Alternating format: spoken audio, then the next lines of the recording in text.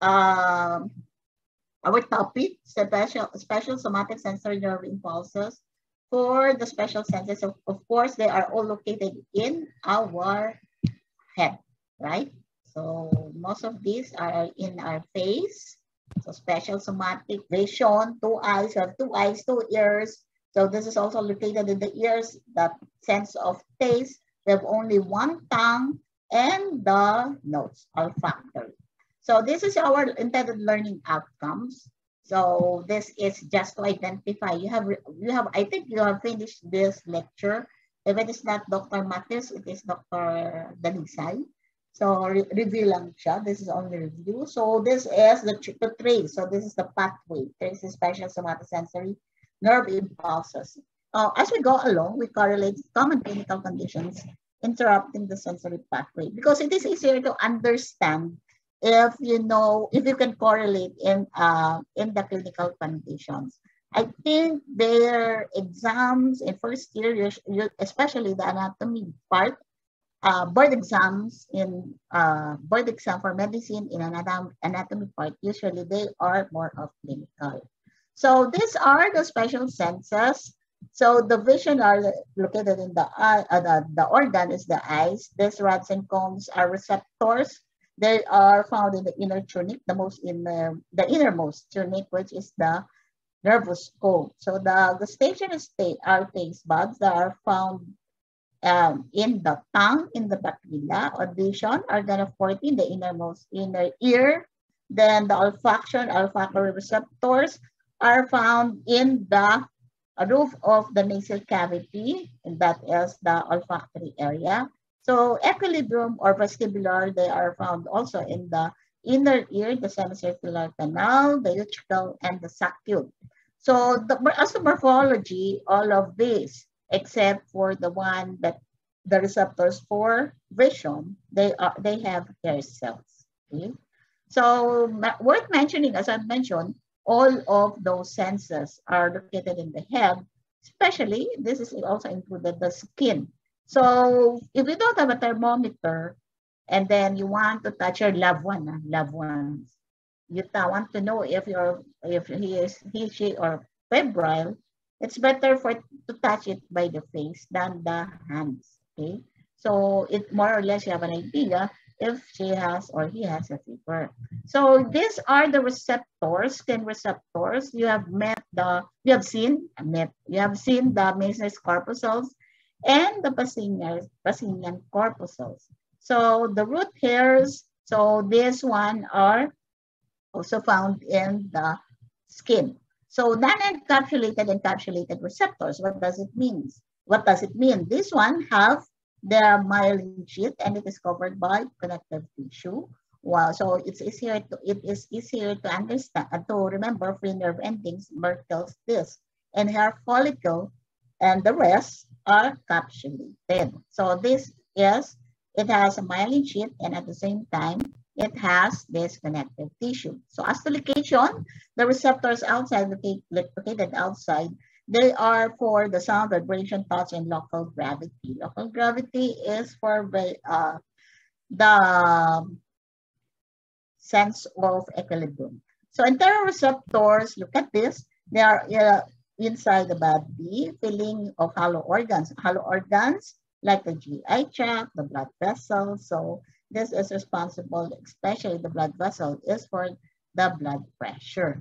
Now, functional classification then can be mechanoreceptors, so mechanical deformation. So if you pinch your skin, thermal, those are for hot and cold, the warm, nausea, that is for pain. So these two, they have the same pathway. You have learned that in your ascending pathway, descending pathway. So chemoreceptors, they are responsible for the sense of taste and sense of smell. And this one, electromagnetic receptors for light intensity and wavelength. We don't mind this a lot, but this is gaining popularity now because we are this our internet, okay? We have 4G, 5G, so you have a greater wavelength. So the more wavelength, the more it it damage us. So we have also this wavelength pollution. So sometimes you try it. If your gadgets are open, your internet is open 24/7. So try closing it. You have a better sleep. Okay? So bakit po? Because you stop playing. Ay, may data naman pala yung cellphone nyo. Ganun din. So this, as you have seen this, this is the Meissner's corpuscle. Those acidophilic staining are the connective tissue. So this is the Pacinian corpuscle. The white one, the one that did not take up the stain, then that is part of the myelin sheath. Okay, so let's start with the visual pathway. So the stimulus is the light. Okay, so we perceive light. So our visual field is different from the perception of the light. Okay. So there are three refractive media of the eye. Two of them are listed, the cornea and the lens. Anybody knows the third one from the class? Anybody knows? Anong third? Meron bang you have finished your lecture in histology of the eyeball, Edinger Westphal po, tsaka ciliary ganglion po. The refractive media, refractive. We're still in the eyeball. Vitreous humor po. Anterior pa siya. Anterior. Nakakatawa rin. Starts with A. Ha, ha, ha. Humor. What is that? Yung sumagot. Letter V yan. Starts with B. Letter A. Pero nakakatawa rin. What is that? Peter. A. Start with A. Aqueous humor po. Ha? Aqueous humor. Oh, di ba humor nakakatawa? Ha, ha, ha. Okay, so aqueous humor. So cornea, lens, and the aqueous humor are the refractive media of the eye. So the vitreous humor, it maintains the shape. So the retina, the N1 is are rods and cones, though they are located in the nervous coat or the retina. Then the bipolar cells, they are astomorphology, and sila bipolar din. So ganglion cells, then this optic disc, that is the blind spot. The optic nerve, then the optic chiasm, then to the optic tract. Okay, so this is just to show you the illustration of the layers of the retina. So ano po itong ibig sabihin nito? So this is the impulse center, so that is the perception of the light. Okay. So look at this. This is the eyeball. The eyeball. So the eyeball has two area. We have the temporal area and the nasal area. Okay. So in the visual field, what is being the stimulus? So we have the lateral and the medial. We divided into upper and lower quadrant. Okay. So if we're going to trace it, look at that. The color, follow the color. The one that the green one, it does not cross the optic chiasm. Okay, so the temporal area that does not cross. What crosses? It is the nasal part. Okay? So this nasal area, what does it stimulate? What does it receive? Because the receptors are located here. So the lateral visual field is being perceived by the nasal on the right and the temporal on the left. Okay? So may common focal point sila. What is that common focal point? At the middle. So how we correlate this? Remember when you were asked in your cranial nerve examination, if your cranial nerve olfactory optic, cranial nerve 2, you are assigned to cranial nerve 2, what do you do with your patient? You ask your patient to look at you in the nose, focal point. And then what happened? And then you snap your fingers on the right, on the left, yung quadrant, etc. So that is the peripheral vision, right? So this, though we are focused, we have a focal point, we can still see on the other. So we are binocular. So yung mononocular, the mononocular, like the chicken. The chicken have two eyes, but the right sees different thing and the other eye sees different thing. Okay, so why is it that we have binocular? Because of the focal point we have at the middle, we will see what do we see here in the nose. But if we're going to look at the examiner's nose, the right eye, the peripheral vision, has a different view than the peripheral view of the left. Okay? So naging binocular kasi both eyes sees it, okay, at the focal point. So this temporal area does not cross. So the temporal one does not cross. What does it receive? It receives the medial visual field, the temporal. So this in the nasal part, so that is the one that crosses in the optic chiasm. Okay, so this is important when there's a lesion that impedes in that area. So what example is that? Is the pituitary.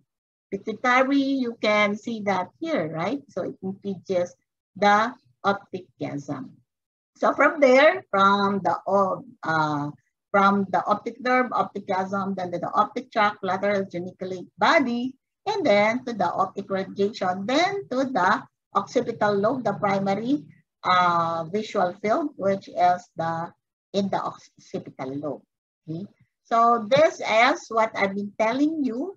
So where will it go? To the lateral geniculate bodies of the thalamus, then to the optic radiation, geniculocalcarine tracts. So the primary visual field is the Brodmann area 17, and the visual association area is Brodmann's area 18 and 19. What is the significance of this? The significance of that is that if there's a problem in the primary visual area 17, so there's a stroke, for example, and the affected area is the visual cortex, Brodmann area 17, so the visual association area helps.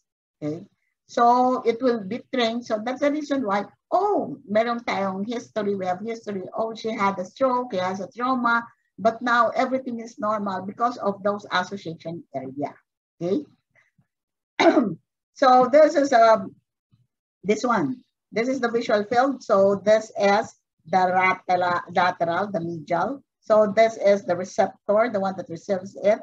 So in the nasal part, nasal, so yung nire-receive niya on the medial to the temporal. So itong nasal part receptor. This is the temporal part receptor. So visual field, yung visual field on the lateral, sino ang nagre-receive? The nasal part of the receptors. So yun po yung ibig sabihin dito. So ito yung focal point. So right and left, the same. So ito pa, look at this. It can be seen there. So kahit nga pinatatakpan natin, even though we ask the patient to cover their eye, nakikita pa rin niya as a whole. Diba? Because of the receptors, the way it is being received in our eyeball. Okay? So image of an object in the right field vision is projected on the nasal half of the right retina and temporal half of the left retina. So this is, you should understand this because in the interpreting of your visual field later on, then you know which part and what part the pathway is being affected. Okay, so as I mentioned a while ago, I told you we have the lateral visual field, medial visual field, and the quadrant. So the upper quadrant and the lower quadrant. So the upper quadrant being received, it depends if it is on the lateral visual field. So the lateral visual field, it will be perceived on the nasal part. So yung upper, sino ang tatanggap? The lower part. Okay, in the receptors of the eye. Upper vision, upper quadrant, then it will be received by the lower. So the upper naman, yung visual field lower, it stimulates the upper part of the eyeball. Okay, so baliktad. Ang ibig sabihin lang baliktad. So when it passes through here, from the optic radiation, so the upper part, sino na-perceive niya? Yung lower quadrant. Okay? It will pass directly to the superior part of the occipital area or the primary visual field. What about the lower part wherein it receives the upper visual field? It passes through the lower, it goes around down to the lobe because it is being blocked by the lateral horn of the lateral ventricle, right? So what happens? Then baliktad. So what happens here? It was perceived as inverted. Wow, inverted pa rin siya. So, for example, yung inverted na yung Christmas tree. So, yung Christmas tree, yung ano niya, yung tip niya, yung angel niya, we put it at the tip, nasa baba, down there, and the base is up there. Okay? So, by learning, then it will be interpreted and passes through the temporal and the frontal lobe, then it will turn it upside down and will perceive and then interpret what you've been looking. So why do we need to know this? The reason you need to know this because a newborn baby, umampedia ka kasi. So a newborn baby, they can see you, they can perceive light. They just know what is light and dark.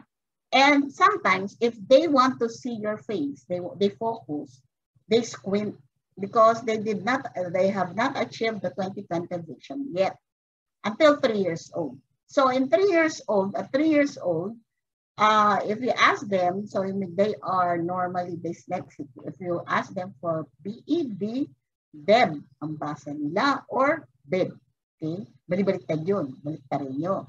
So if you are asked, my 3 years old doesn't know how to read the different letters kasi baliktad pa ang kanyang pagtingin. So inverted. So it is normal up to that time. But because of repetition and because of the association learning, because of the temporal and the frontal lobe, these are being learned in the future. So, whom do you know that is dyslexic, that is very intelligent? See Einstein, he is dyslexic. So, this is the visual pathway, okay? So, yung lateral geniculate is from this, the retina, the receptors to optic nerve, optic chiasm, then optic tract, lateral geniculate, then optic radiation, then to the visual cortex located in the occipital lobe. So these are the different types of the black one. Those are the, there is no vision, okay? So if it is the only one side, so look at that, that is number 2. So this is being severed. So meron kang problem dyan. But because the reason we're learning this is for you when you go to clinics, okay, you are being trained to be primary health care. So you should differentiate if it is organ level, we call it organic organ level, or it's really a neurological problem or this pathway. So if it is number 1, look at that, right? Look, this is how it looks, the visual field, right-sided circumferential retrobulbar neuritis or hysteria. So ito, itis, ITIS, meaning infection, where? In the eyeball, okay? So you should differentiate this from what? From, they call it, as if they are seeing things like floaters. They see floaters. What is that floaters? For example, you are in a track and field, in a field, open. When running, you saw cobweb. Okay? Pwede ka ba makakita ng cobweb sa track and field? Of course not. So only the patient can see it. So there is a position wherein the patient can see it. But when we test if it is the pathway, the if it is neurological problem, then both of you can see it, for example, but the patient cannot see the part or there's a blindness, hindi niya nakikita yung nakikita niyo. So you should also differentiate it from hallucination. Okay? So this is self-explanatory naman po. And this one is scotoma, centrally located patch of visual loss, secondary to contraction of both visual field. So ito namang optic atrophy. Is this normal for aging human? No, yung presbyopia. What is presbyopia? Yung lens, there's a weakening of the lens in the eyeball. So at 40, more or less, it presents already yung presbyopia. Now this optic atrophy, they can be due to blood vessel, decreased blood supply. They can be impingement, okay, trauma, or tumor. Homonymous hemianopsia, blindness in half of each visual field, either both halves or both left, right or left halves. So temporal hemianopsia plus nasal hemianopsia. Pag hetero, so bitemporal defect in both temporal visual field. So upper quadranopsia, lesion of lingual gyrus. So lingual gyrus is found at the base, if I'm correct. Okay. It is at the base of the cerebral cortex. And lower quadranopsia, it is a lesion of the conus in the temporal area, right? Conus, paraconus. So visual agnosia, lesion of visual association cortex. How does it present? What is the sign or symptom? You both see the room. For example, you're examining a patient. You both see the room. You ask the patient, what do you see? Do you see this? You point or something. Then yes, I can see that. So you can see everything. But you ask the patient, what is that? Then you cannot recognize it. Okay? So that is the visual pathway. So this is now the auditory pathway. So sound waves, so the external ear, I told you, should check for the external ear. So if there's a congenital problem, like the ear pinna, absence of ear pinna, meron ganun? Yes. Okay, opening kagad, nasal. So it is, the sound is not that, because it cannot be collected. So parang sabog, okay? Ang sound wave, so it cannot collect. So there's a problem in hearing. So this is the pathway, and then the end one is spiral ganglion, and then to the cochlear nerve. And remember, in your brainstem model, you see the anterior and dorsal cochlear nucleus. Then here to the M3, it's lateral and contralateral trapezoid body. Then to this, nucleus of inferior colliculus and medial geniculate body. So yung medial geniculate body is for hearing, auditory, and the lateral is for vision. Okay? Then it will go to the auditory radiation. So saan po yung pinaka-base yan? Di ba sa temporal area? Okay? And that is the primary auditory cortex and the Brodmann's area, 41 and 42. So this includes the gyrus of Hassel on the upper surface of the superior temporal gyrus. So all of them have secondary association area or secondary area. So this one potentiates or it helps. So that if there's a problem in the primary area, then this will be the one to recognize to help. So nerve impulses from the ears are transmitted along the auditory pathways on both sides of the brain stem, with more being projected along the contralateral pathway. So how do we hear the sounds? We hear it by air conduction or bone conduction, okay? So if it is air, it is collected by our pinna, the airways.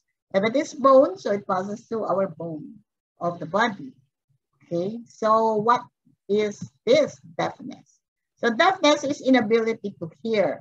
So this letter A, letter B, letter C are part of the ear. Remember, these cochlear nerve are located in the inner ear, specifically at the scala media. Okay? And then we have here this is the pathway, the nervous part, neurohistology tayo. So this part. So tinnitus or tinnitus is ringing, roaring, or humming sensation.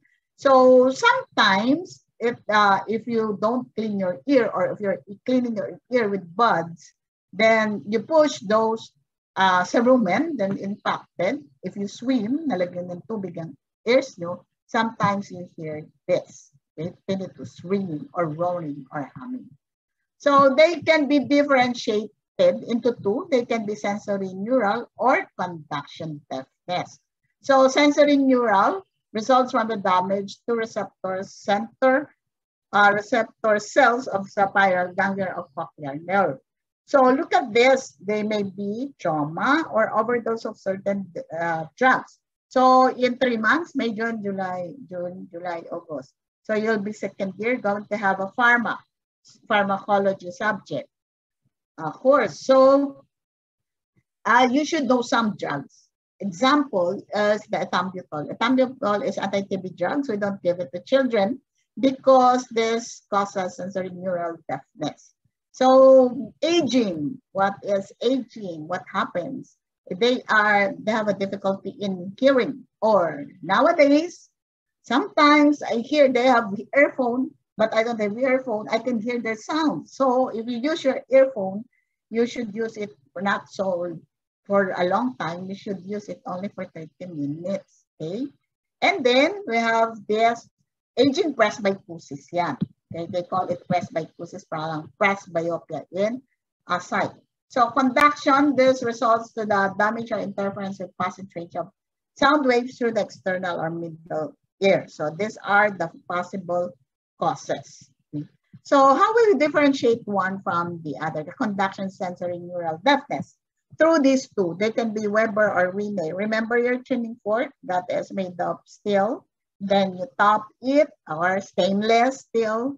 Then you top it, and then you put it at the vertex. So the normal is that both ears can hear it.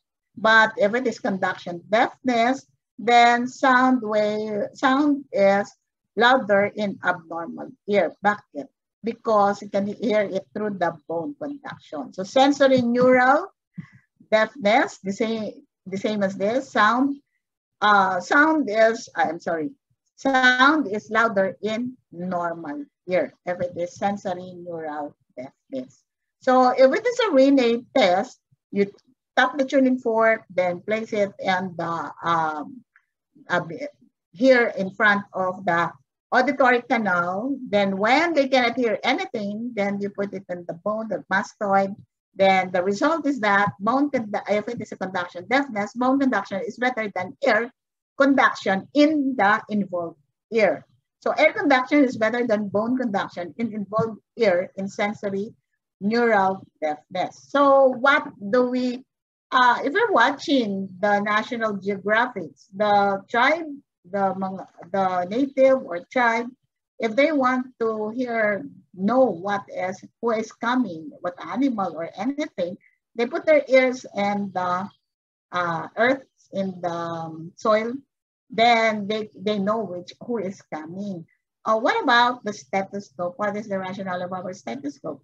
So if you put the stethoscope in a solid, like in a muscle or bone, you cannot hear anything. So it is, you can hear something if it is in the hollow, like in the heart, the thoracic cavity, or in the abdominal cavity. Okay. So now we go to the vestibular pathway. So the vestibular pathway is from, look at this, position of the head, and this is movements of the head. Position of the head, your head is on top, right? So it is not located in our lower part. Okay. So for example, you're in a face-to-face, or if you're watching and then you fall asleep, then suddenly you bump your head. Okay. So what happened to you? You wake up. Why? Because Your head is not in the upright position anymore. So what about the movement of the head? So if you say no, that is a movement of the head. Say yes, that's a movement. You are aware. Okay? So movement of it. Ma'am, the same lang naman yun eh. Gumalaw yung ulo mo. Oh, gumalaw siya pero yung muko, yes, gumalaw din siya. So both of them can be stimulated. So the only example I can think of is yung position of the head, naka-straight siya to start with. Okay? So this N1 is the vestibular ganglion. And then where will it go to the next? The vestibular nerve, cranial nerve 8, vestibulocochlear siya, di ba?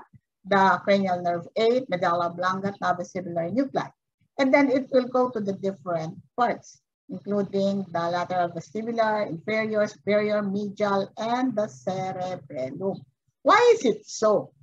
Because if you want to balance yourself, you need everything. Okay? You need, have you watched a trapeze? Diba yung, the one that tosses the wire?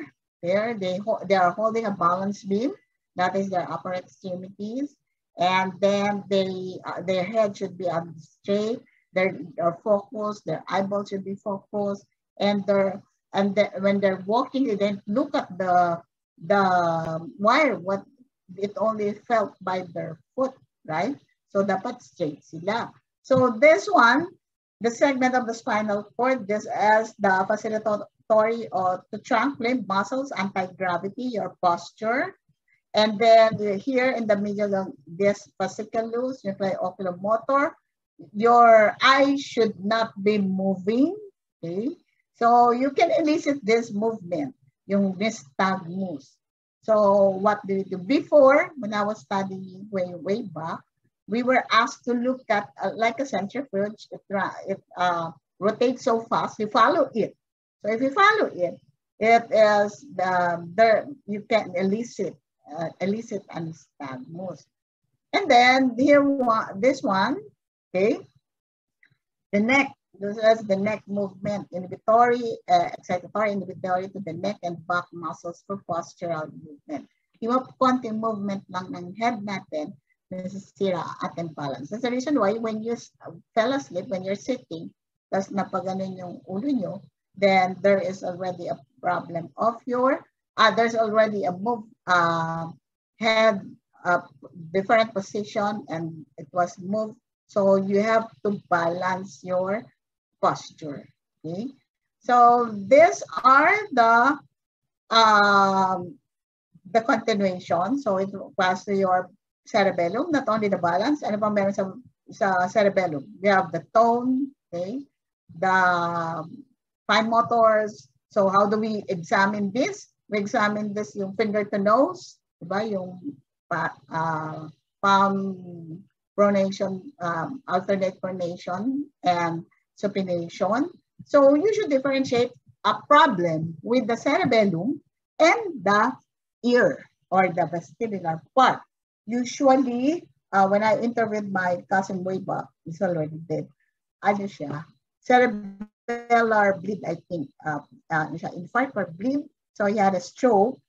His presentation was as if the whole room is spinning. And then when he was asked to stand up, he tended to fall. Okay? So that is the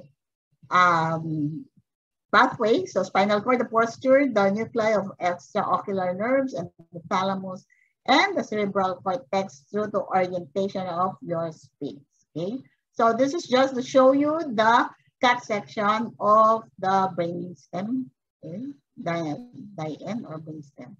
So these are the clinical correlates of your, do you feel vertigo, disturbances in the vestibular vertigo, giddiness? This is of the labyrinth of Meniere's solution of the vestibular nerve. Well, how will you differentiate vertigo from dizziness? So if it is vertigo, you feel dizzy. If you feel dizzy, magpareho rin yun na. It has something to do with the cerebellum dizziness.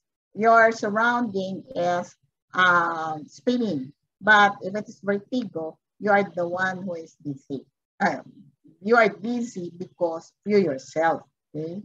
Pero pag cerebellum na dizziness, yung environment mo ang umiikot. So, nystagmus, uncontrollable, So, lesions of vestibular nerve and nuclei and cerebellum, multiple sclerosis. So, this is a problem of the myelin sheath.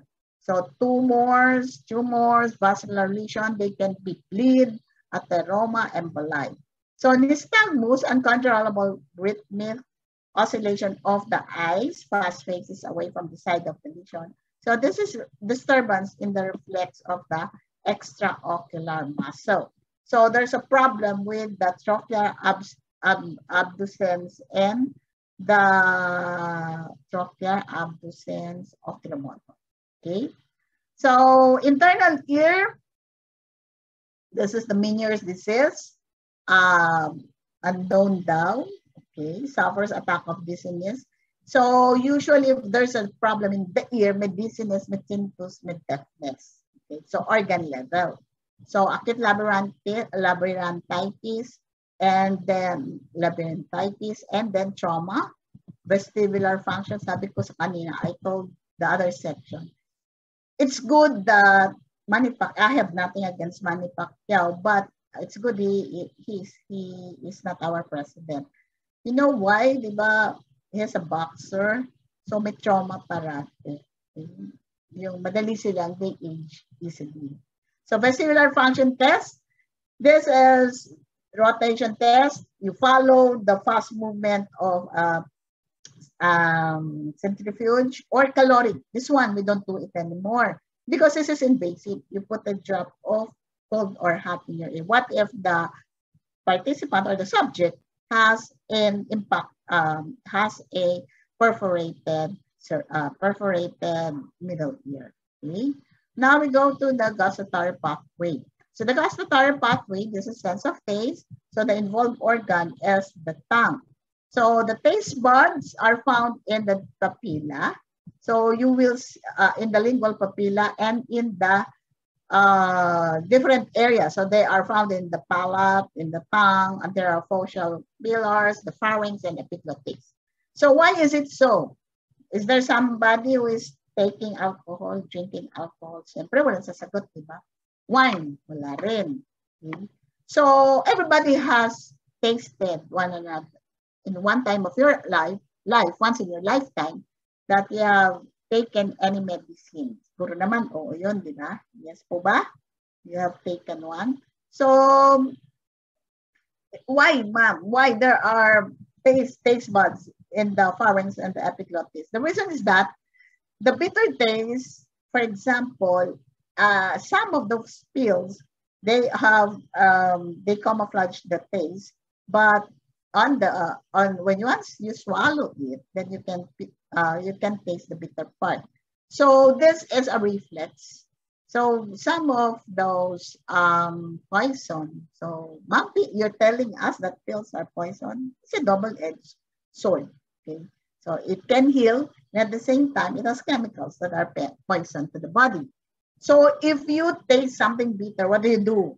You spit it out, you vomit it. Okay, so the most numerous taste buds are found in the valley and the fungiform, and these are present in adult human. So as I've mentioned a while ago, all of those except for the receptors for light, those are the rods and cones that don't have hair cells. So this has have hair cells. So there are three cells. We have the neuroepithelial gustatory taste cells. This is tentacular supporting cells. And the third one is the basal cell. So that basal cell is the one that is the reserve capable of mitosis. So it is the one that replaces number 1 and 2. So we have here the taste. P stands for taste spore. Okay? So this is for chemoreceptors. So stimulated by chemical substance.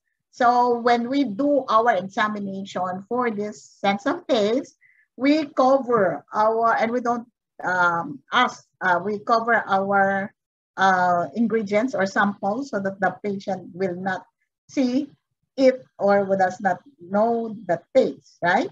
So nerve impulses generated are transmitted to these three, the facial, the glossopharyngeal, and the vagus. So all of these, these are not, they say this is all of these states are found in the different areas, the same areas, okay? So it's not sweet in the tip or everything because you have proven that when you did the cranial nerve examination, you put something at the tip of the tongue, either sweet or salty, they can taste it, right?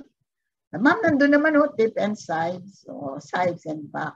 So everything can be tasted in the tongue. So sense of taste is influenced in sense of smell. Okay, your output for your skills lab last week is that for if you have opened it, if you have downloaded it, please do it. Please look at, do your assignment. Why? Because I included it in the exam. Why? Because you are be trained to be a primary physician and you for UHC, so coming na raw ang UHC, Universal Healthcare. So we will graduate as primary healthcare. So you should be aware of the different diseases. Katulad this COVID-19, it is not in my book. I have not learned it. I just learned it now. So your answer, your assignment is just to trace the pathway of your sense of taste and sense of smell. So it is already, you just copy it. But the second part is that where is ageusia? Ageusia, loss of sense of taste, and anosmia. Where is the problem? Is it in the organ or along the pathway? Or what comes first? Is it the sense of smell that was lost and it follows the sense of taste? Because sense of taste is influenced by sense of smell. Okay, so and it is the virus, the problem there. Did it affects your what part? The organ? Because the reason we are wearing masks and face shield is that this one passes through our nasal cavity. Okay, so this is the pathway. So this cranial nerve. So remember the Tractus solitarius. So it is located in the upper medulla, if I'm not mistaken. So this is composed of your cranial 7, 9, and 10. Remember that, the letter S. So where will it go? The entry is in the thalamus, the ventral posterior median nucleus of the contralateral thalamus and hypothalamic nuclei. Why is it so? Remember that the area is for satiety and thirst area. Okay. So cerebral gustatory area is located at the area 43. So this is just to show you the illustration of the pathway. So this is a cut section of the brain stem. Okay.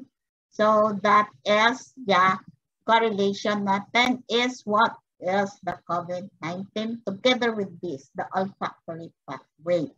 So the olfactory pathway, where is it located? Here in the nasal cavity, at the roof of the nasal cavity. So the olfactory epithelium, what if you recall it? What is olfactory epithelium? So unahin natin. What is the respiratory epithelium? Anybody can recall it?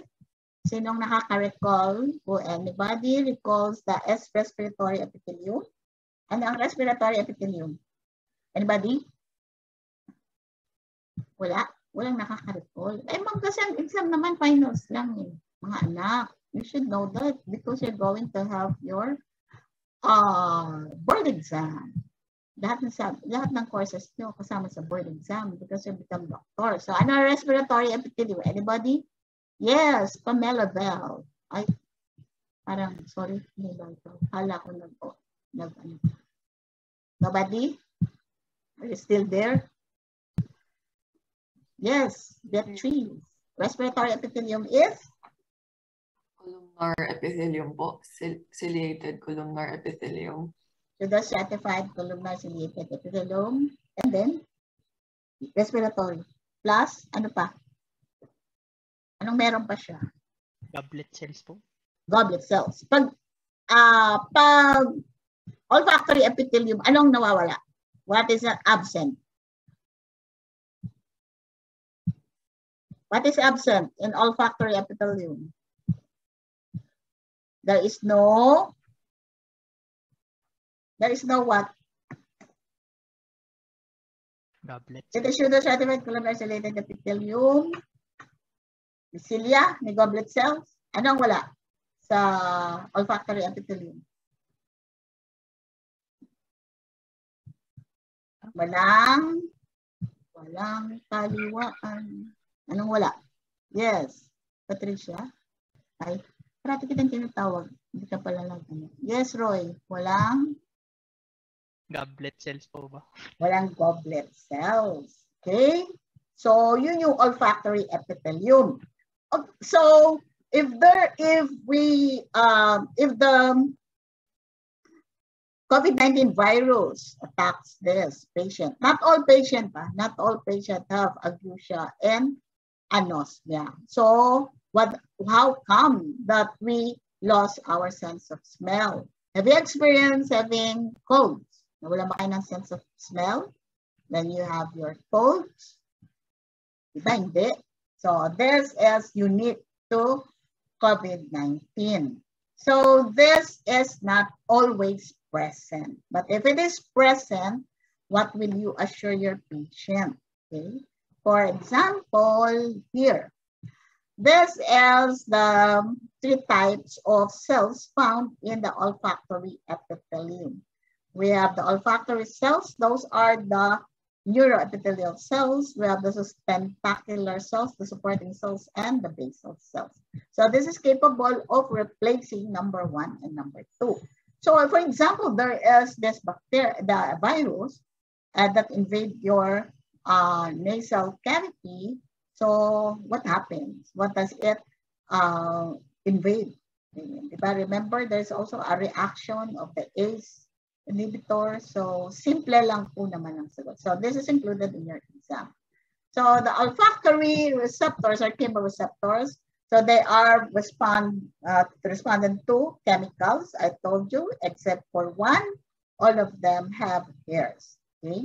So then it will go to the cranial nerve.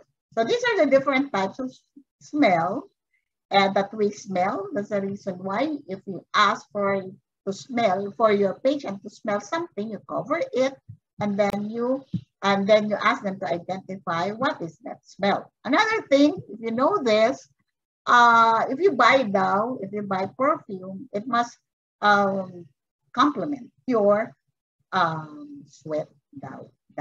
Okay, so this is the pathway. Then from N1 olfactory cells, then to N2 mitral cells, then it will go to the primary area. Where is that primary olfactory area? The uncus. Remember the uncus? We have met this before. I think basal ganglia, if I'm not mistaken. Remember the CUP cup, the cingulate gyrus, the uncus, and the parahippocampal area that makes up the basal ganglia, if I'm not mistaken. But you're younger, but you remember that. So this one, nanurupan. So this uncus is part of that, but I think, doctor, when I read your lecture, it is not part of the basal ganglia because this is not fully developed, right? This is fully developed among animals. Why? Because they need the smell for mating. If they smell something, then they use it for mating. What else? They use it for their prey or to look for their food, and for also they use it like the skunk, diba? They release a bad smell for defense. Okay. How about us, the human? Anybody here that is attracted to anybody that has a good smell? Diba? Lalapitan mo ba? Amoy mo bang ganon? So that you will be attracted? No. So anybody who are attracted to smell, walang sumagot. How are you attracted to someone? You are attracted by the looks ba? Ako by pleasing personality. Sabi ng isang section, charot yan, ma'am. Okay? So, yun po yung dahilan. So, this is just an illustration of the pathway. So, that is the cribriform plate, that is the part of the roof of the nasal cavity. If you will see, it is just very small area, okay? But it can smell a lot. So that is the uncus, that is the cranial nerve number 1. Okay? So that is the part of the basal area of the brain. Okay? So these are the correlation. Usually bilateral anosmia. So I had signs and symptoms. I had COVID-19, siguro yun. But why ma'am siguro? Hindi ako nagpa-swab. Okay? So, but I lost my sense of smell and sense of taste. All of them are mapait bitter. So this one, bilateral anosmia, diseases of the olfactory mucous membrane. Example, your cold or allergic rhinitis. Okay, but I think I have never experienced that even before when I have colds. Okay, so unilateral anosmia, these are the possible causes. So this is usually common among children. So why? Because those children, they are curious. They put something in their nose, and then they will sneeze, and then it will go out. And then they will sneeze. Sometimes they forgot to sneeze it. They sniff it. Okay, so they are afraid of saying, telling their parents. So when they come to you, they have nasal discharge that is foul smelling, and they cannot smell on that part because of the foreign body. Okay. So lesions of unilateral olfactory cortex is unlikely to cause complete anosmia. Fibers from each olfactory tract travel to both cerebral hemisphere. Sometimes this is the only presentation, dizziness. If they smell something, there's a dizziness or yung daw naglilihi. So you differentiate it if there's an central problem. Minsan, ano lang sila, if they smell something, they go into seizure. Okay? So that is the triggering factor. Or if they have a problem on that area, they have in thalamus, if I'm correct, if they smell something, they hallucinate. Okay. Mom, maybe there's sniffing amphetamines or something. I don't know. Or they if you put something in front of them to smell it, they hallucinate also. Or if there's an anosmia, I mean, pwede rin naman sa central, if you ask them, you smell something, yes, but they don't know what they can smell. That's the reason why when we examine them, they must not know what is that substance. Okay. So I hope you learned something today. Do you have any questions or clarifications?